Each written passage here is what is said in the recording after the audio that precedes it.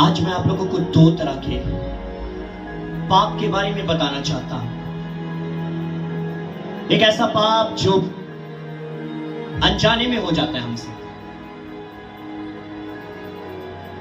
हम झूठ नहीं बोलना चाहते, लेकिन फिर भी हमसे झूठ बोला गया। तब क्या होता है, हमारे मन में एक पश्चाताप होता है। हम खुदा से माफी मांगते, प्रभु मेरे से ये गलती होगी, प्रभु आप मुझे माफ कर दीजिए। तब आपके मन में पश्चाताप होता है। लेकिन एक दूसरा पाप जो जानबूझकर किया जाता है।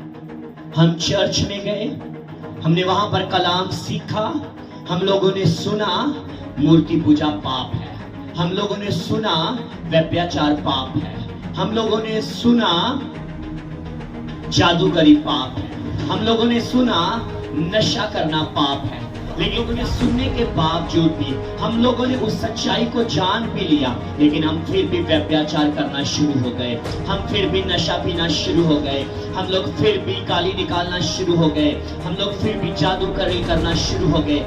बाइबल आपको चेतावनी देती है, इब्रानियों का लेखक आपको चेतावनी देता है। इब्रानियों 10 अध्याय उसके 26 और 27 पद को मैं आप लोगों के लिए पढ़ रहा हूं।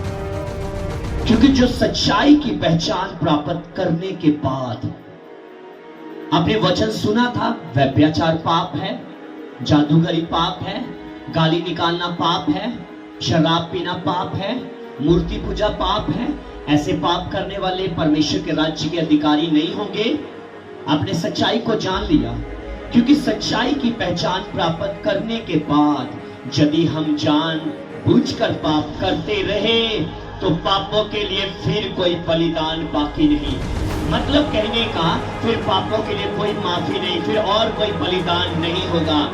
हाँ, दंड का एक भयानक पाठ जो है ना, फिर आप यीशु का नहीं, आप अपनी सजा का इंतजार कर रहे हो, आप अपनी सजा की बाट जोड़ रहे हो, और आग का जबलन बाकी है जो विरोधियों को भस्म कर देगा।